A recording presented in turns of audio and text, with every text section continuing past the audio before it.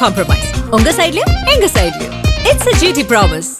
GT Holidays, South India's #1 travel brand. வட சென்னையில இருந்த பல பேர் வந்து இதுல நடிக்கிறாங்க. முக்கியமான இருந்த கேரக்டர்ஸ் எல்லாமே இதுல நடிக்கிறாங்க. சிம்புக்கு எப்படின்னா இந்த மாதிரி கேரக்டர்ஸ் வந்து ரொம்ப நல்லா அமையும். நீங்க ஆரம்ப காலத்துல சிம்புவோட படம் ஒன்று வந்துச்சு, தொட்டி ஜெயான்னு ஒரு படம் வந்துச்சு. நிச்சயமா இருக்கு. அதாவது வட சென்னையோடைய பல விஷயங்கள், அதனுடைய ஜூஸ்ன்னு சொல்லுவாங்கல்ல, அதெல்லாம் எக்ஸ்ட்ராக்ட் பண்ணி இந்த படத்துல வச்சிருக்காங்க. அதுல எந்த டவுட்டும் இல்லை. இன்னும் சொல்ல போனா வெற்றிமாறன் வந்து பொல்லாதவனுக்கு முன்னாடி எழுதின கதை. அங்கிருந்து அன்பு வரதுக்கு வாய்ப்புகள் இருக்கா சார்? அன்பும் அரசனும் ஒரே ஸ்கிரீன்ல நாங்க பார்க்க முடியுமா? அந்த அளவுக்கு வந்து அஜித்துக்கு வந்து பிசினஸ் இல்லை. நீங்க வந்து குட் பேட் அக்லியே எடுத்துக்கிட்டீங்கன்னா அந்த தயாரிப்பாளருக்கு பெரிய நஷ்டம். மைத்ரி மூவி மேக்கர்ஸ் வந்து அஜித் வச்சு படம் எடுக்க ரெடியா இருக்காங்க. ஆல்ரெடி குட் பேட் அக்லி எடுத்தாங்க, லாஸ் ஆச்சு. ஆனா அவங்க மறுபடியும் ரெடியா இருக்காங்க. அவங்க சொல்ற இயக்குனரை போட சொல்றாங்க. அஜித் என்ன சொல்றாரு, ஆதிக் தான் பண்ணுவார் அப்படிங்கிறாரு. ஆதன் சிமனையில் அனைவருக்கும் பெரிய வணக்கம். Welcome to show. இன்னைக்கு நம்ம கூட பாலாஜி பிரபு சார் இணைஞ்சிருக்காங்க. வழக்கம் போல நிறைய விஷயங்கள் பேச போறோம். வணக்கம் சார். வணக்கம். எப்படி இருக்கீங்க சார்? நல்லா இருக்கேன் சார். நான் அரசல் இருந்து தொடங்கிறேன் சார். அரசன் என்ன நிலையில இருக்கு? நாங்கள் கேள்விப்படக்கூடிய விஷயம்லாம் மிக பிரம்மாண்டமாகவும் இருக்கும் அப்படின்னு கேள்விப்பட்டுக்கிட்டு இருக்கோம். எந்த நிலையில இருக்கு, என்ன எங்களுக்கு அப்டேட் கிடைக்க போகுது சார்? அரசன் வந்து ஃபர்ஸ்ட் ஷெட்யூல் கோயில்பட்டியில் நடந்தது எல்லாருக்குமே தெரியும். ஃபர்ஸ்ட் ஷெட்யூல் சக்ஸஸ்ஃபுல்லாக நடந்துச்சு. நடுவில் பார்த்தீங்கன்னா ஒரு லாங் கேப் விழுந்துருச்சு. மறுபடியும் வந்து ஷூட்டிங் வந்து இப்போ தொடங்கி போயிட்டுருக்கு. டி நகரில் தான் வந்து ஷூட்டிங் போயிட்டுருக்கு. ஒரு போலீஸ் ஸ்டேஷன் செட்டு. அதில் வந்து அந்த காட்சிகளை வந்து எடுத்துகிட்டு இருக்கிறாங்க. அதில் வந்து சிம்பு, பிரியங்கா மோகன் அவங்க ஜாயின் பண்ணிட்டாங்க. யோகி பாபு நடிச்சிட்டு இருக்காரு. இன்னும் வழக்கமாக பார்த்தீங்கன்னா வட சென்னையில் இருந்த பல பேர் வந்து இதில் நடிக்கிறாங்க. முக்கியமான இருந்த கேரக்டர்ஸ் எல்லாமே இதில் நடிக்கிறாங்க. அமீர் நடிக்கிறார். வட சென்னையில் ராஜன் கேரக்டர் எல்லாருக்குமே தெரியும். இந்த படத்துலையும் பார்த்தீங்கன்னா அமீர் வந்து நடிக்கிறாரு. ஆண்ட்ரியா நடிக்கிறாங்க. இன்னும் நிறைய பேர், விஜய் சேதுபதி வேற இந்த படத்தில் வந்து பண்ணுறாரு. ஸோ மொத்தத்தில் பார்த்தீங்கன்னா சிம்புவோட படம், அனிருத் மியூசிக்கு, சிம்பு, வெற்றிமாறன், இது ஒரு மாதிரியான ரேர் காம்பினேஷன். அது எப்படி இருக்கும் அப்படின்னு தெரியாது. ஆனால் வெற்றிமாறன் நல்ல நல்ல பாடல்களை வாங்குவார். பொல்லாதவன் படத்திலே பார்த்தீங்கன்னா எக்ஸ்ட்ராடனரி சாங்ஸ் வாங்கினார். பொல்லாதவன் படம் அவரோட முதல் படம். அது வந்து கொஞ்சம் வித்தியாசமாக இருக்கும். அது வந்து முழுக்க அந்த அமீர் அதாவது வெற்றிமாறனுடைய ஸ்டைல் இருக்கும். ஆனால் அது கொஞ்சம் கமர்ஷியலாகவும் இருக்கும். அதுக்கப்புறம் டோட்டலாகவே பார்த்தீங்கன்னா வேறு மாதிரி ஃபிலிம் மேக்கிங்குள்ளே வந்துட்டார். ஸோ அந்த மாதிரி பார்த்தீங்கன்னா அதிரி புதிரி சாங்ஸ் நிச்சயமாக வந்து இருக்கும் இந்த படத்தில். ஏன்னா சிம்பு, அனிருத் ரொம்ப நாளாகவே ஃப்ரெண்ட்ஸு. ஆனால் ரொம்ப நாளாக சேர்ந்து ஒர்க் பண்ணாமல் இருந்தாங்க. இந்த படத்தில் அந்த காம்பினேஷன் அமைஞ்சிருக்கு. இல்லை ஒரு ஸ்பெஷல் என்னென்னா, அனிருத் வந்து ஒரு மியூசிக் கம்பெனி ஆரம்பிச்சிருக்காரு. அவரே வந்து ஒரு மியூசிக் ஆடியோ கம்பெனி ஆரம்பிச்சிருக்காரு. அதில் ஃபஸ்ட்டு படமாக பார்த்தீங்கன்னா இதுதான் அரசன் தான் வருது. அரசனுக்கு வந்து அனிருத் வந்து சம்பளம் வாங்கலை. சம்பளத்துக்கு பதில் அந்த ஆடியோ ரைட்ஸ் எனக்கு கொடுத்துருங்கன்னு சொல்லிட்டார். ஏன்னா அவ்வளோ நம்பிக்கை இருந்தால் தான், கோடிகளில் வர சம்பளம் வேண்டாம், அதையும் தாண்டி சம்பாதிக்குங்கிற ஒரு நம்பிக்கையோடு தான் அதை வாங்கியிருக்காரு. ஸோ அவருடைய ஆடியோ கம்பெனி தொடங்கியிருக்காரு. ஃபஸ்ட்டு படமாக அதை வாங்கியிருக்காரு. அப்படின்னும் போது இது ஒரு பிளாக் பஸ்டர் சாங் ஹிட்டாக பண்ணணும் அப்படின்றது நிச்சயமாக அனிருத்துக்கு இருக்கும். பொதுவாகவே பார்த்தீங்கன்னா இன்றைக்கி ஸ்டார்ஸ் எல்லாமே அனிருத்துக்கு தான் இருக்காங்க. ரஜினிலேருந்து, கமல்லேருந்து, விஜய்லேருந்து, அஜித்லேருந்து எல்லாருமே, சூர்யா எல்லாருமே அனிருத்தோடு தான் ட்ராவல் பண்ணுறாங்க. ஸோ இந்த காம்பினேஷன், அனிருத் காம்பினேஷன், வெற்றிமாறன் அந்த சிம்பு காம்பினேஷன் ரொம்ப வித்தியாசமாக இருக்கும். வட சென்னை அது அந்த படம். அதுக்கப்புறம் பார்த்திங்கன்னா வெற்றிமாறன் எடுக்கக்கூடிய படங்கள் எல்லாமே ரொம்ப வித்தியாசமாக இருக்கும். ரொம்ப ஒரு அந்த கதை அதுக்குள்ளே ட்ராவல் பண்ணுவார். இன்டெப்த்தாக ட்ராவல் பண்ணுவார். ஒவ்வொரு கேரக்டருக்கும் டீட்டெயிலிங் இருக்கும். ஒவ்வொரு ஷார்ட்லேயும் வித்தியாசமாக கதை சொல்லக்கூடிய ஒரு டேரக்டர். ரொம்ப ஈஸ்தட்டிக் சென்ஸ் உள்ள, ரொம்ப வித்தியாசம். இப்போ இருக்கிற டேரக்டர்ஸ்லேயே ஒரு வேறு மாதிரியான வெரைட்டி படங்கள் கொடுக்குறாரு. இப்போ நீங்கள் பார்த்தீங்கன்னா வெற்றிமாறன் கொடுத்த எல்லா படங்களுமே இது வரைக்கும், ஆடுகளத்திலேருந்து பல படங்கள் வெற்றி படங்கள், விடுதலை வரைக்கும் வெற்றி படம் தான். அப்படி இருக்கும்போது அவர் சிம்புவோடு சேர்றாருன்னும் போது அவரை வந்து அவர் ப்ரூவ் பண்ண வேண்டிய நெசசிட்டி இருக்குது. அது ரொம்ப கட்டாயமாக இருக்குது. அதே நேரத்தில் சிம்பு வெற்றிமாறன் காம்பினேஷன் வந்து நிச்சயமாக நல்லாயிருக்கும். அதாவது சிம்புக்கு எப்படின்னா இந்த மாதிரி கேரக்டர்ஸ் வந்து ரொம்ப நல்லா அமையும், உட்காரும் சிம்புக்கு. ஒரு சிலருக்கு ஆப்டாக வந்து பொருந்தும். நீங்கள் ஆரம்ப காலத்தில் சிம்புவோட படம் ஒன்று வந்துச்சு, தொட்டி ஜெயான்னு ஒரு படம் வந்துச்சு. அந்த கேரக்டர்லாம் பார்த்தீங்கன்னா அப்போவே வந்து ரொம்ப பேசப்பட்டது. என்ன ரொம்ப நீண்ட இடைவேளை விட்டு படங்கள் நடிக்காமல் ரெஸ்ட்டு, ரிலாக்ஸு, இந்த லைஃப்லேயே சிம்பு இருக்கார். சிம்பு மட்டும் ஒரு ஃபுல் ஃபார்மில் வந்து படங்கள் நடிக்க ஆரம்பித்தார்னா சிம்பு அடிச்சுக்கிறதுக்கு ஆளே இல்லை. அந்த மாதிரி ஒரு பெர்ஃபார்ம் பண்ணக்கூடிய, அசால்ட்டாக நடித்து தான் நடிப்பை வந்து வெளிக்கொண்டு வரணும்னு இல்லை. சும்மா ஸ்க்ரீனில் வந்து நின்னாலே வந்து ஆடியன்ஸ்க்கு பிடிக்கிற அளவுக்கு ஒரு பெஸ்ட்டு ஆர்டிஸ்ட் மட்டும் இல்லை, நல்ல சிங்கரு, நல்ல டைரக்டர், பன்முகத்திறமை. அவங்க அப்பா டி ராஜேந்தர் சாருக்கு எப்படி எல்லா திறமைகளும் இருக்குமோ அதே மாதிரி இவருக்கும் எல்லா திறமைகளும் இருக்குது. ஆனால் பல விஷயங்களை வந்து பல நேரங்களில் வந்து சிம்பு பயன்படுத்திக்க மாட்டேங்கிறாருங்கிறது தான் ரியாலிட்டியாக இருக்குது. ஓகே சார், நடுவில் நீங்கள் நிறைய விஷயங்கள் ஷேர் பண்ணாலுமே ரிவீல் பண்ணாலுமே கூட ராஜன் உள்ளே இருக்காரு அப்படின்னு தான். அமீர் உள்ளே வந்துட்டார் அப்படின்றது மிகப்பெரிய ஒரு எதிர்பார்ப்பு இருக்கேன்னா வெற்றிமாறன், அமீர், சூர்யா இணையக்கூடிய வாடிவாசலுக்கு மிகப்பெரிய ஒரு எதிர்பார்ப்பு இருந்துச்சு. ஏன்னா அந்த ராஜன் கதாபாத்திரம் தான் நீங்கள் சொன்னீங்க. இப்போ இந்த அரசன்லேயும் ராஜன் இருக்கார் அப்படின்றப்போ என்ன எதிர்பார்க்கலாம்? அமீர், சிம்பு இந்த ஃபேஸ் ஆஃப் சீன்ஸ் எல்லாம் இருக்கா? அந்த மாதிரி ஏதாவது எதிர்பார்க்கலாமா? நிச்சயமாக இருக்குது. அதாவது வட சென்னையுடைய பல விஷயங்கள் அதனுடைய ஜூஸ்ன்னு சொல்லுவாங்கள்ல, அதெல்லாம் எக்ஸ்ட்ராக்ட் பண்ணி இந்த படத்தில் வச்சுருக்காங்க. அதில் எந்த டவுட்டும் இல்லை. இன்னும் சொல்ல போனால் வெற்றிமாறன் வந்து பொல்லாதவனுக்கு முன்னாடி எழுதின கதை. அப்போ எவ்வளோ ராவாக இருக்கும் பாருங்க. ஆமாம், அரசன். ஓகே. அப்போ எவ்வளோ ராவாக இருக்கும் பாருங்கள். அந்த அளவுக்கு ஒரு ரொம்ப தமிழ் சினிமாவில் ஒரு முக்கியமான படமாக இருக்கும் அரசன். அதில் எந்த மாற்று கருத்தும் கிடையாது. நீங்கள் அமீரை பற்றி சொன்னீங்க. டைரக்டர் அமீரை பொறுத்த வரைக்கும் பார்த்தீங்கன்னா ஒரு இயக்குனராகவும் நல்ல வெற்றி படங்கள்லாம் கொடுத்துருக்காரு. நடிக்க வந்ததுக்கப்புறம் இப்படி ஒரு ஆர்டிஸ்ட் நமக்கு தேவை. அதாவது இன்றைக்கெல்லாம் சினிமா துறையில் கேரக்டர் ரோல்ஸ் பண்ணுறதுக்கு ஆர்டிஸ்ட் இல்லை. நிறைய பஞ்சம் இருக்குது, நிறைய நல்ல நடிகர்கள் கிடையாதுங்கிற சூழ்நிலையில் அதை அமீர் வந்து அந்த வேக்யூமை வந்து முழுக்க ஃபில் பண்ணுறார். நீங்கள் சமீபத்தில் வந்துச்சு பார்த்தீங்களா அந்த பைசன்ல அமீருடைய கேரக்டர்லாம் பார்த்தீங்கன்னா அந்த கேரக்டராகவே அமீர் வாழ்ந்தார். ரியலாக இருக்கும். அமீர் ஒரு கேரக்டர் நடித்தா ரியலாக இருக்கும். வட சென்னையுடைய படத்தினுடைய மிகப்பெரிய வெற்றிக்கு ராஜன் கதாபாத்திரம் ஒரு பெரிய மைலேஜை கொடுத்துச்சு. அதே மாதிரி பார்த்தீங்கன்னா வட சென்னையில் இருக்கிற அந்த ராஜன் கதாபாத்திரத்தை வச்சே வந்து வெற்றிமாறன் ஒரு கதை வச்சிருக்காரு. ராஜன் வகைரா அப்படின்னு ஒரு கதை வச்சிருக்காரு.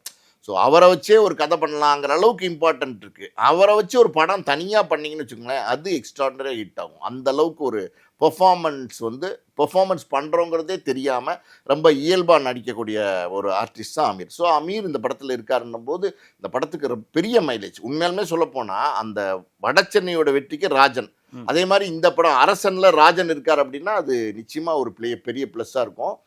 சிம்புவோட பார்த்தீங்கன்னா ஒரு சின்ன பையன் கூடவே வரார். சிம்பு வர இடங்கள்லாம் சின்ன பையன் ஒருத்தர் கூட வரார். அவர் வந்து இந்த டூரிஸ்ட் ஃபேமிலியில் நடிச்சார்ல ஒரு சின்ன பையன், அவர் வந்து சிம்பு கூடவே வராரு. அது ஒரு ஸ்பெஷல் நியூஸ் இந்த படத்தில். ஸோ அந்த பையனை என்னவா கனெக்ட் பண்ணுறாங்க அப்படின்னு தெரியல. ஆண்ட்ரியா ராஜனோட பையனா இவர் அப்படிங்கிற மாதிரி கனெக்ட் பண்ணுறாங்களா? ஸோ அது என்ன அப்படிங்கிறது கதை எப்படிங்கிறது இன்னும் லீக் பண்ணாமல் வச்சுருக்காங்க. அது சஸ்பென்ஸாக வச்சுருக்காங்க. மொத்தத்தில் பார்த்தீங்கன்னா இந்த படம் இப்போ ஃபிலிம் சிட்டியில் 20 கோடி ரூபாய்க்கு செட்டு போட்டுட்ருக்காங்க. ஓகே. ஆமாம், அந்த ஏரியா, அந்த வட சென்னை ஏரியாவை செட்டு போட்டுட்ருக்காங்க. அது ஃபிலிம் சிட்டியில் நடந்துக்கிட்டு இருக்கு. ஸோ அது முடியல இன்னும் செட்டு. அதனால தான் இங்கே வந்து டி நகரில் ஒர்க் நடந்துகிட்ருக்கு. 45 days தொடர்ந்து போகிறாங்க. நீங்கள் ஒரு விஷயம் பார்த்தீங்கன்னா சிம்புவும் தொடர்ந்து ஃபாஸ்ட்டாக படத்தை முடிக்க மாட்டார். வெற்றிமாறனும் படத்தை வந்து ஃபாஸ்ட்டாக முடிக்க மாட்டார். இவங்க 2 பேருமே வந்து இந்த ப்ராஜெக்டை வந்து ஒரு டாஸ்க்காக எடுத்துருக்குறாங்க. தானு சார் சொல்லியிருக்காரு, இதில் வந்து 2 பேரும் வந்து சூப்பர் ஹிட் படமாக மாற்றி காட்டணும். அது நாங்கள் எவ்வளோ சீக்கிரம் கூட எங்களால் படம் எடுக்க முடியும் அப்படிங்கிறத ப்ரூவ் பண்ணி காட்டணும் அப்படிங்கிறது சொல்லியிருக்காரு. ஸோ 2 பேருமே அதுக்காண்டி உழைக்கிறாங்க. அதுக்கப்புறம் வாடிவாசல் கூட பேச்சுவார்த்தையில் இருக்குது. வாடிவாசல் மறுபடியும் தொடங்குறதுக்கான வாய்ப்பு இருக்குது. வாடிவாசல் உண்மையாலுமே நல்ல ப்ராஜெக்ட். சூர்யா ஏன் அதை மிஸ் பண்ணான்னு தெரில. Vetrimaaran proved director. அவர்கிட்ட பவுண்டட் வேணும்னு கேட்குறாரு. ஸோ அது அவருடைய ஸ்டைல், நம்ம ஒன்றும் சொல்ல முடியாது. நிறைய படங்கள் நடிச்சிட்டாரு. பட் இருந்தாலும் சூர்யா வந்து நல்ல கதைகளை தவற விட்டார். சுதா கோங்கராலேருந்து, கௌதம் வாசுதேவன் மேனன்லேருந்து, ஹரியிலேருந்து, சூர்யாவுக்கு ஆரம்பத்தில் பெரிய வெற்றி படமாக அமைச்சு கொடுத்த இந்த இயக்குநர்கள் எல்லாம் அடுத்து சூர்யாட்ட கதை சொல்லும் போது அது ஏனோ வந்து மிஸ் ஆகி போகுது. அந்த வகையில் பார்த்தீங்கன்னா வெற்றிமாறன் சூர்யா அந்த காம்பினேஷனே ரொம்ப வித்தியாசமாக இருக்கும். அந்த வாடிவாசல் அப்படி இந்த கதை, அந்த டைட்டில் எல்லாமே பெரிய மைலேஜாக இருக்கும். ஸோ அந்த காம்பினேஷன் நடந்துச்சுன்னு வச்சுக்கோங்களேன், அது ஒரு மிகப்பெரிய ஒரு காம்பினேஷனாக இருக்கும். சூர்யாவோட கேரியர்லேயே ஒரு பெரிய பெஸ்ட்டாக இருக்கும். ஓகே. இல்லை, இப்போ நீங்கள் ராஜனும் அரசனும் மீட் பண்ணிக்கிற சீக்வன்ஸ் இருக்குது அப்படின்னீங்க. ஆனால் அந்த கிளைமேக்ஸில் நாங்கள் எதிர்பார்க்குறது, ஏன்னா எல்லாருக்குமே இப்போ பெரிய விஷயம் என்னன்னா வடச்சென்னை 2 இந்த வருஷத்தில் ஸ்டார்ட் ஆக போகுது அப்படின்னு தனுஷும் உறுதி அளிச்சிருக்காரு, வெற்றிமாறனும் உறுதி அளிச்சிருக்காங்க. ஸோ அங்கேருந்து அன்பு வரதுக்கு வாய்ப்புகள் இருக்கா சார்? அன்பும் அரசனும் ஒரே ஸ்க்ரீனில் நாங்கள் பார்க்க முடியுமா? ஏன்னா இதில் சிம்பு வேற 3 கெட்டப்பில் அப்படின்னு நாங்கள் கேள்விப்படுறோம். ஒருவேளை இருக்குமா தனுஷ் அண்ட் சிம்பு ஒரே ஸ்கிரீன்ல? சினிமாவில் எது வேணாலும் நடக்கலாம் சார். சினிமாவில் வந்து இது நடக்காதுன்னு நம்ம சொல்லவே முடியாது. உலகநாயகன் சூப்பர் ஸ்டாருமே இணைஞ்சிட்டாங்க. ஆமாம், அதாவது வெற்றிமாறன் வந்து நிறைய படங்கள் வெற்றி படங்கள் கொடுத்துருக்காரு தனுஷ்க்கு. தனுஷ் வந்து இவ்வளோ பெரிய வளர்ச்சி அடைஞ்சிருக்காரு அப்படின்னா அதில் வெற்றிமாறனுடைய பங்கு உண்டு. அப்படிங்கும்போது வெற்றிமாறன் மேலே தனுஷ்க்கு ஒரு பெரிய நம்பிக்கை இருக்குது. அதனால் வெற்றிமாறன் இப்படி ஒரு சின்ன ஒரு கேமியோ இல்லை ஒரு எக்ஸ்டெண்டட் கேமியோ நீங்கள் பண்ணி கொடுங்கன்னு கேட்டு அது ஏற்றுக்கிறதுக்கு கூட வாய்ப்பு இருக்குது தனுஷ் வந்து. ஏன்னா தனுஷ் சிம்பு 2 பேருக்குள்ளே சின்ன ஈகோ பிரச்சனைகள் இருந்தால் கூட அவங்க நல்ல நண்பர்களாக தான் இருக்காங்க. சினிமானும் போது ஒரு படம்னும் போது அது விட்டு கொடுத்து வர்றதுக்கு நிறைய வாய்ப்புகள் இருக்குது. அப்படி ஒரு சுச்சுவேஷன் அமைஞ்சிச்சுன்னு வச்சுக்கோங்களேன், இந்த படம் அது சொல்ல முடியாது. அந்த மாதிரி ஒரு சக்ஸஸ் படமாக மாறிடும், வேற அதிரி புதிரியான வெற்றி படமாக மாறிடும். ஸோ அது நடந்தால் ரொம்ப ரொம்ப சந்தோஷம். அது நடக்கும்னு நம்மளும் எக்ஸ்பெக்ட் பண்ணுவோம். சிம்பு அவர்கள்ட்ட நிறைய மாற்றங்கள் பார்க்க முடியுது சார். குறிப்பாக இங்கிருந்து நான் முடிச்சேன். இந்த அரசன் படம் இதில் வந்து எப்படி இவ்வளோ சீக்கிரமாக நீங்களே சொல்லியிருந்தீங்க, 2 பேரும் வெற்றிமாறனும் சிலம்பரசன் அவர்களும் ரொம்ப சீக்கிரமாக இதை முடிச்சிடணும் அப்படின்னு 2 பேரும் விறுவிறுப்பாக இருந்துகிட்டு இருக்காங்க அப்படின்னு. இவரை வச்சு எப்படிப்பா முடியும், வெற்றிமாறனோட இவர் எப்படி இது பண்ண முடியும், படம் பாதிலே நிற்க போகுது, பாதிலே இவர் வெளியேறிடுவார் அப்படின்னு சொன்னவங்களுக்கெல்லாம் இந்த 2வது ஸ்கெடியூல் வந்து ஒரு பதிலடின்னு கூட எடுத்துக்கலாம். இப்படி இன்னும் அவர் மேலே வைக்கக்கூடிய விமர்சனத்தை நீங்கள் எப்படி எடுத்துக்கிறீங்க சார்? சிம்பு பார்த்துட்டு இருப்பார்ல சார்? இல்லை, சிம்பு இதெல்லாம் பார்க்காமலாம் இருக்க மாட்டார், அவருக்கு எல்லாம் தெரியாமலாம் இருக்காது. பட் ஏனோ வந்து அவர் ஒரு லெதார்ஜிக்காக இருக்கார். ஏனோ வந்து பார்த்தீங்கன்னா அது முழு கான்சன்ட்ரேஷன் வந்து சினிமாக்குள்ளே அவர் கொண்டு வர மாட்டேங்கிறார். எல்லா டேலண்ட்டும் சிம்புக்கிட்ட இருக்குது. மல்டி டேலண்டட் பர்சனாலிட்டி சிம்பு, எல்லா விஷயத்தையும் பண்ணக்கூடியவர். ஆனால் அது என்னமோ ஒரு காரணம், ஏன் அந்த பின்னடைவுக்கு காரணம்னு தெரில. அது மட்டும் சரி பண்ணி சிம்பு வந்தார்னா சிம்புவோட இடத்த யாராலையுமே பிடிக்க முடியாது. அதான் சார், இப்போ இவ்வளோ விஷயங்கள் இருந்தாலுமே கூட யார் அவருக்கு அகென்ஸ்டாக நெகட்டிவ் பரப்புறது? சிலம்பரசன் யாரோ இது எதுக்கும் போகிறதில்ல, யார் 9 இப்போ சமயமாக போகிறதில்ல அப்படின்னு எடுத்துக்கிட்டாலுமே கூட ஷூட்டிங் கரெக்டாக போயிடுறாரு, ஒரு டைரக்டர்ஸோட ஹீரோவாக இருந்துகிட்டு இருக்காரு. இருந்தாலும் ஒரு நெகட்டிவ் கமெண்ட்ஸ் எழுதுறதும் சமூக வலைத்தளங்களில் அரசன் படம் நின்றோம் அப்படின்னு சொல்லக்கூடியவும் யார் இந்த குழு அப்படின்னு சிவகார்த்திகேயன் சொல்லுவார்ல சார், எனக்கு எதிராக ஒரு டீம் செயல்படுது அப்படின்னு. யார் தான் யாருமே சிம்புக்கு எதிராலாம் ஒன்றும் பண்ண வேணாம் சார். சிம்பு தான் சிம்புக்கு எதிரி, அதான் உண்மை. சிம்புக்கிட்ட எல்லா திறமையும் இருக்குது. ஆனால் அந்த முழுசாக அந்த சினிமாவில் அந்த கான்சன்ட்ரேஷன் பண்ணாமே இருக்காரு. ஒரு படத்துக்கு இன்னொரு படத்துக்கு பெரிய கேப் விடுறாரு. நீங்கள் ஒவ்வொரு படமும் சிம்பு படம் எடுத்து பார்த்தீங்கன்னா சம்மந்தமே இல்லாமல் 4 வருஷம் 3 வருஷம் கேப்பெல்லாம் இருந்திருக்கு. மாநாடுக்கு முன்னாடி ஒரு பெரிய கேப் இருந்துச்சு. இப்போ மாநாடுக்கு அப்புறம் பார்த்தீங்கன்னா பெரிய வேகம் எடுத்துருவாரான்னு பார்த்தாங்க. ஆனால் மறுபடியும் மாநாடுக்கு அப்புறம் பார்த்தீங்கன்னா மறுபடியும் இப்போ வேகம் எடுக்காம தான் இருக்காரு. ஸோ சிம்பு வந்து கரெக்டாக அந்த ஃபார்மில் வந்து படம் பண்ண ஆரம்பிச்சாருன்னா சிம்பு யாராலுமே அடிச்சுக்க முடியாது. அந்த மாதிரி ஒரு multi talented personality Simbu. But இன்னைக்கு இருக்கிற சிச்சுவேஷனில் பார்த்தீங்கன்னா நிறைய பேருக்கு வந்து சிம்பு வந்து கான்ட்ரிபியூட் பண்ணுறாரு. அவருடைய அதாவது இப்போ இந்த யூத் டீம் வந்து கூப்பிட்டுருக்காரு, மொத்த டீமையும் கூப்பிட்டு மொத்த பேருக்குமே வந்து பாராட்டு தெரிவிச்சிருக்காரு. அதே மாதிரி பார்த்தீங்கன்னா பாடல்கள் வந்து இப்போ பாடுறாரு, நிறைய படங்களில் பாடல்கள் பாடுறாரு.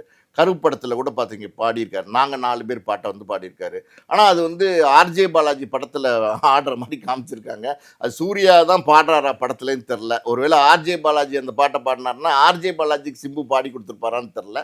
சூர்யா கண்டி தான் பாடி கொடுத்துருக்காரு. இப்போ சூர்யா அந்த படத்தில் கருப்பு படத்தில் சிம்பு பாடினது சம்பளமே வாங்கிக்கல, எதுவுமே வேணான்னு சொல்லிட்டாரு. அதனால் பார்த்தீங்கன்னா ஒரு காஸ்ட்லியஸ்ட் கிஃப்ட்டை வந்து சூர்யா வந்து சிம்புக்கு அனுப்பிச்சிருக்காரு. ஸோ இதெல்லாம் ஒருத்தருக்கு வந்து சினிமாவில் வந்து பண்ணிக்குவாங்க, எப்போவுமே எந்த காலத்துலையுமே உண்டு. ஒருத்தருக்கு ஒரு சப்போர்ட் பண்ணுறது, இன்னொரு படத்துக்கு வந்து பாடி கொடுக்கறதுனால என்ன ஆகும்னா அதுக்கு ஒரு சின்ன மைலேஜ் கிடைக்கும். இப்போ கருப்பா ஆல்ரெடி சூர்யா படம், ஆல்ரெடி அது ஒரு பெரிய படம் தான். இப்போ சிம்பு அதில் ஒரு சாங் பாடியிருக்காரு அப்படின்னும் போது சிம்புவோட ஆடியன்ஸ் ஒருத்தவங்க இருப்பாங்க, ஒரு குரூப் இருப்பாங்களா, ஒரு செட் ஆஃப் பீப்புள்ஸ் இருப்பாங்களா, அவங்க போய் கருப்பு படத்தை பார்ப்பாங்க, அந்த சாங்கை வந்து கொண்டாடுவாங்க. ஸோ வழக்கமாக சினிமாவில் எப்போவுமே எந்த காலத்துலையுமே பார்த்தீங்கன்னா நடிகர்கள் சப்போர்ட் பண்ணுவாங்க. சிவகார்த்திகேயன்லாம் பார்த்தீங்கன்னா இப்போ நிறைய பேருக்கு பாடல் எழுதி கொடுக்குறாரு, இதெல்லாம் பண்ணுறாரு, பாடுறாரு, எல்லாம் பண்ணுறாரு. ஸோ இதெல்லாம் வந்து இப்போ யங்கர் ஜென்ரேஷனில் சார் எல்லாருமே ஒருத்தருக்கு பார்த்தீங்கன்னா நிறையா வந்து சப்போர்ட் பண்ணிக்கிறாங்க. அனிருத் பண்ணுறாரு, எல்லாருமே சாய் அபங்கர் வந்து பண்ணுறாரு, எல்லாருமே பண்ணுறாங்க. சரி, இதையும் மீறி தனுஷ் தன்னோட ரசிகர்களை சமீபமாக அதிகமாக மீட் பண்ணுறாரு, குழந்தைகளை அவங்களுக்கு உண்டான கிஃப்ட்டை கொடுக்குறாரு. குறிப்பாக சில பகுதிகளாக பிரித்து அவரோட ரசிகர்களை சந்திக்க என்ன காரணம், ஒயிட் அண்ட் ஒயிட்டு ரசிகர்கள் சந்திப்பு பரிசு கொடுத்துக்கிட்டு இருக்காரு. நாங்கள் என்ன எதிர்பார்க்கலாம் சார் தனுஷ்கிட்ட இருந்து? இல்லை, தனுஷ்கிட்டேருந்து எதிர்பார்க்குறதுனா தனுஷ் வந்து அப்படியே சிம்புக்கு நேர் ஆப்போசிட்டு. டோட்டலாக வந்து சிம்பு வந்து சினிமாவில் கான்சென்ட்ரேட் பண்ணாமல் இருக்கார். ஆனால் தனுஷ் வந்து பார்த்திங்கன்னா அவர் கிடைச்ச அந்த உயரத்தை, அந்த வாழ்க்கையை தக்க வச்சுக்கணுங்கிறதுக்காண்டி பெரிய போராட்டம் பண்ணுறார். நல்ல உழைப்பாளி, நல்ல நடிகர். எந்த அளவுக்கு சிம்புவை நம்ம பாராட்டுறோமோ அந்த அளவுக்கு வந்து தனுஷையும் நம்ம பாராட்டி தான் ஆகணும். அவர் நடிக்கிற படங்கள்லாம் ரொம்ப வித்தியாசமான படங்களாக நடிச்சிட்டு வர்றாரு. அடுத்து கரை படம் வந்து வரப்போகுது. அடுத்தடுத்து தனுஷோட லைனப்ஸ்லாம் பார்த்திங்கன்னா மாரி செல்வராஜ் அது இதுன்னு பெரிய படங்களாக பண்ணிட்டு இருக்காரு. இப்போ வழக்கமாகவே பார்த்தீங்கன்னா சார் ஒரு ரசிகர்கள் வந்து ஸ்டார்ஸ் மேலே பெரிய ஒரு பாசம் வைப்பாங்க, ஒரு நம்பிக்கை வைப்பாங்க. நம்மளுடைய நம்பிக்கை நட்சத்திரமாக வந்து அந்த ஸ்டார்ஸை பார்ப்பாங்க ரசிகர்கள். ஸோ அப்படி இருக்கிற ரசிகர்களை வழக்கமாக சந்திக்கிறது தான். ரஜினி ஒரு காலத்தில் சந்திச்சிருக்காரு, விருந்து கொடுத்துருக்காரு, கமலஹாசன் பண்ணியிருக்காரு, விஜய் அஜித் பண்ணியிருக்காங்க, எல்லாருமே பண்ணியிருக்காங்க. அந்த மாதிரி பார்த்திங்கன்னா தனுஷ்க்கு ரசிகர்களை சந்திக்கணும்னு ஒரு ஆசை இருந்திருக்கும். எதனால் இது ஏற்படுது அப்படின்னா இப்போ ரசிகர்கள் இவங்க மேலே அதிகமான ஆசை வைக்கிறாங்க, ஒரு பாசத்தில் தான் இவங்க மேலே இவ்வளோ வெறித்தனமாக இவங்களை கொண்டாடுறாங்க. அப்படிப்பட்ட ரசிகர்களை பார்க்கணும், அவங்களோட ஃபோட்டோஸ் எடுத்துக்கணும், அவங்களுக்கு ஏதாவது கிஃப்ட் கொடுக்கணும். ஸ்கூல் பேக்ஸ் எல்லாம் கூட தனுஷ் வந்து கிஃப்ட் கொடுத்துருக்காரு போல சமீபத்தில் ஸ்கூல் திறக்கும் போது. அதனால சின்ன பசங்க ஸ்கூல் பேக்ஸ் தேவையானவங்களுக்குலாம் கொடுத்துருப்பாருன்னு நினைக்கிறேன். ஸோ இதெல்லாம் வந்து வழக்கமாக உள்ளதான். அஜித்தே வந்து இப்போ கார் ரேஸில் வந்து எத்தனை பேர் செல்ஃபி எடுத்துக்கிட்டார். கிட்டத்தட்ட பார்த்தீங்கன்னா லைனில் நிற்க வச்சு ஆயிரக்கணக்கான ரசிகர்களோட செல்ஃபி எடுத்துக்கிட்டார். பொதுவாக அஜித் வந்து ரசிகர்களை பார்க்க விரும்ப மாட்டார், ரசிகர்களோட ஃபோட்டோ எடுத்துக்க விரும்ப மாட்டார், ரொம்ப தூரமாக தான் நிற்பார். அப்படிப்பட்ட அஜித்தே இப்போ மனமாற்றம் ஏற்பட்டிருக்கு. சமீபத்தில் பார்த்தீங்கன்னா ரசிகர்களோட இன்ட்ராக்ட் பண்ணுறாரு, பேசுகிறாரு, ஊடகங்களுக்கு பேட்டி கொடுக்குறாரு, நிறைய விஷயங்களை பண்ணுறாரு. அப்படின்னும்போது அவரே வந்து ரசிகர்கள் ஃபோட்டோ கொடுக்குறாரு. அப்படின்னும்போது தனுஷெல்லாம் பார்த்தீங்கன்னா எப்போவுமே வந்து அந்த ரசிகர்களை மதிக்கக்கூடியவர், ரசிகர்கள் இல்லாமல் நம்ம கிடையாது அப்படிங்கிறதை உணரக்கூடியவர். அதனால் இதெல்லாம் வழக்கமாக பண்ணுறது தான் இப்போ தனுஷ் பண்ணியிருக்காரு. ஓகே, இல்லை அது அந்த ஒயிட் அண்ட் ஒயிட்டில் வர்றது, படம் ரிலீஸுக்கு முன்னாடி ரசிகர்களை சந்திக்கிறது, இதெல்லாமே வந்து ஒரு அரசியல் நோக்கம். ஏன்னா இப்போ ஆல்ரெடி ஒருத்தர் அரசியலுக்குள்ள வந்தனால டாக் ஆஃப் த டவுனாக இருந்துகிட்டே இருக்கு. அந்த வரிசையில் தனுஷ் வர வாய்ப்புகள் இருக்கா, எதிர்பார்க்கலாம்? இல்லை, அதாவது ஒயிட்டில் வராரு அப்படிங்கிறதே நம்ம பெருசாக சொல்ல முடியாது. ஏன்னா தனுஷோட காஸ்டியூமே பார்த்தீங்கன்னா ஒரு சாதாரணமான ஒயிட் ஷர்ட்டு, ஒரு சாதாரணமான ஒயிட் வேட்டியில் தான் எல்லா இடத்துக்கும் வராரு. ரொம்ப சிம்பிளாக தான் வராரு. பெருசாக ஆடம்பரமாக விழாக்களுக்கு போகிறது ரொம்ப கம்மி. அப்படின்னும் போது அது அவருடைய காஸ்டியூம் கோடுன்னு நம்ம எடுத்துக்கலாம். ஸோ அதனாலே அவர் அரசியலுக்கு வந்துடுவார், அந்த பேக்கெல்லாம் கொடுக்கறதுனால அரசியலுக்கு வந்துடுவார் அப்படின்னு நம்ம சொல்ல முடியாது. ஏன்னா அந்த அளவுக்கு இன்னும் தனுஷ்க்கு வந்து அந்த மெச்சூரிட்டி இன்னும் வந்திருக்காது. ஒரு மேபி ஒரு 50+ கிராஸ் பண்ணதுக்கப்புறம் ஆர்வம் இருந்தால் வரலாம் சார். அரசியலுக்கு யார் வேணால் ஆர்வம் இருந்தால் வரலாம். அது வந்து பப்ளிக் சர்வீஸ் தானே. இப்போ வந்து விஜய் வந்து வந்திருக்காரு. இப்போ வந்து பார்த்தீங்கன்னா கரெக்டான லைம் லைட்டில் விஜய் வந்து உள்ளே வந்திருக்காரு. மக்கள் அவ்வளோ தூரத்துக்கு வந்து விஜய் மேலே ஒரு வரவேற்பு கொடுக்குறாங்க, விஜய்க்கு வரவேற்பு கொடுக்குறாங்க. ஆனால் அதை வந்து விஜய் வந்து சரியாக பயன்படுத்திக்கல. உண்மையாக சொல்லப்போனால் இப்போ இன்னும் ஒரு மாதம் கூட இல்லை தேர்தலுக்கு. ஆனால் இன்னும் பிரச்சாரத்துக்கு கூட வெளியில் வராமல் இருக்கார். 28 நாள் என்னமோ தான் இருக்குது, பிரச்சாரத்துக்கு கூட வெளியில் வராமல் தான் இருக்கார். 234 தொகுதிகள் இருக்குது. 234 தொகுதிகளில் வந்து வேட்பாளர்களை நிறுத்தணும், வேட்பாளர்கள் வந்து போடுறாங்களே வேட்பு மனு, அது வந்து அக்செப்ட் ஆகணும். அதுவே ஒரு பெரிய சேலஞ்சு. இப்போ டிஎம்கே ஏடிஎம்கேலாம் பார்த்தீங்கன்னா அவங்க பக்காவாக அதை ஃபில்லப் பண்ணணும். சின்ன கரெக்ஷன், சின்ன மிஸ்டேக் இருந்தால் கூட ரிஜெக்ட் பண்ணிடுவாங்க. ஸோ அது அக்செப்ட் ஆகணும். எத்தனையோ விஷயங்கள் இருக்குது, பூத் கமிட்டிலேருந்து பல விஷயங்கள் இருக்குது. இப்போ வரப்போகிற இந்த 25 நாளும் பார்த்தீங்கன்னா சேலஞ்சஸ் நிறைய இருக்கு. எல்லாருமே அதுக்கு தயாராயிட்டாங்க, ராட்சச லெவல்ல தயாராயிட்டாங்க. அப்படின்னும் போது இன்னமும் வந்து விஜய் வந்து சைலண்டா இருக்காரு. பேனா, பேப்பர், பென்சில் கொடுத்ததோட வேற ஒண்ணுமே பண்ண மாதிரி தெரில. போராட்டங்கள்ல எல்லாம் மரணங்கள் தான் நடக்குது. ஸோ அந்த மாதிரி வந்து நடிகர்கள் வந்து கெட்ட பேரை ஏற்படுத்தக்கூடாது. இப்போ விஜய்க்கு பெரிய வரவேற்பு இருந்துச்சு, அதை பயன்படுத்திக்கல. இப்போ நியாயமாக பார்த்தீங்கன்னா விஜய்க்கு ஒரு ஓட் பெர்சன்டேஜ் சொன்னாங்க இல்லையா, அது வந்து இப்போ குறைய ஆரம்பிச்சிச்சு. ஆக்சுவலி நிறைய விஷயங்கள் அது வந்து கரூர் சம்பவத்துக்கு அப்புறம் கூட விஜய் மேலே ஒரு பெரிய நம்பிக்கை இருந்துச்சு. ஆனால் அதுக்கப்புறம் விஜய் அந்த ஈரோட்டில் பேசுனது, அதுக்கப்புறம் பார்த்தீங்கன்னா தனிப்பட்ட வாழ்க்கையில் வந்து ஒரு நடிகையோட வெளியில் வந்தது, மனைவி விவகாரத்து வழக்கு போட்டிருக்குது, மனைவியெல்லாம் ஒர்த்தே இல்லைன்னு வந்து ஒரு 5000 பெண்களை கூட்டி வச்சுட்டு மகளிர் தினத்தன்னைக்கு பேசினது, இதெல்லாம் விஜய் மேலே ஒரு மரியாதை இருந்துச்சு பார்த்தீங்களா. அதுவும் பர்டிகுலராக யூத்துக்கு தான் பெரிய நம்பிக்கை இருக்குது. அந்த யூத்தே வந்து அதுலேருந்து வித்ட்ரா பண்ணுறாங்க. அதாவது தாவேக்காக்கு எங்களோட ஓட்டு கிடையாது, விஜய்க்கு எங்களோட ஓட்டு கிடையாது அப்படிங்கிற அளவுக்கு வந்துட்டாங்க. ஸோ இது எப்படின்னா மெயின்டைன் பண்ணல. தனுஷை பொறுத்த வரைக்கும் பார்த்தீங்கன்னா இப்போ வயசு கம்மி தான். இனி வர்ற காலத்தில் அரசியலுக்கு வரலாம். நிறைய பேர் வராங்க. பவன் கல்யாண் வந்திருக்காரு, பல பேர் வந்திருக்காங்க. ஸோ வர்றதுக்கான வாய்ப்புகளும் இருக்கு. ஓகே, இறுதியா ஏகே நீங்கள் சொன்னீங்க நிறைய மாற்றங்கள் இருக்குது, ரசிகர்லாம் சந்திக்கிறாருப்பா. ரேஸ் ஒரு பக்கம் இருந்தாலும் அவர்கிட்ட இருக்க நிறைய மாற்றங்கள் ஏற்பட்டிருக்கு அப்படின்னு. படம் என்னதான் சார் நிலையில் இருக்குது? சிறுத்தை சிவா அப்படின்றாங்க. ஆதிக்கு ஒரு பக்கம் தயார் நிலையில் இருக்காரு. ஃபெப் ஸ்டார்ட் ஆகுனாங்க, மார்ச் முடிஞ்சு இப்போ ஏப்ரல் வரப்போகுது. என்ன நிலையில் இருக்குது? அவர் தொடருவாரா இல்லை ரேஸ் தானா சார்? என்ன நிலையில் இருக்கார்? என்ன நடக்க? அது என்ன சொல்கிறதுனே தெரில. விஜய் வந்து 250 கோடி ரூபா சம்பளம் வாங்குறாரு. அவருக்கும் ஒரு 200 கோடி ரூபா சம்பளம் வேணும்னு கேட்குறாரு. ஆனால் ரியாலிட்டி என்ன அப்படின்னா அந்த அளவுக்கு வந்து அஜித்துக்கு வந்து பிஸ்னஸ் இல்லை. ரியாலிட்டிங்கிறது அதுதான். இப்போ நீங்கள் வந்து குட் பேட் அக்லியே எடுத்துக்கிட்டிங்கன்னா அந்த தயாரிப்பாளருக்கு பெரிய நஷ்டம். அந்த படம் வந்து வெற்றி படம் தான். மக்கள் வந்து அந்த படத்தை பார்த்து ரசித்தாங்க, ஓடிச்சு, ஒரு 2 வாரம் ஓடிச்சு, இல்லைன்னு நம்ம சொல்ல முடியாது.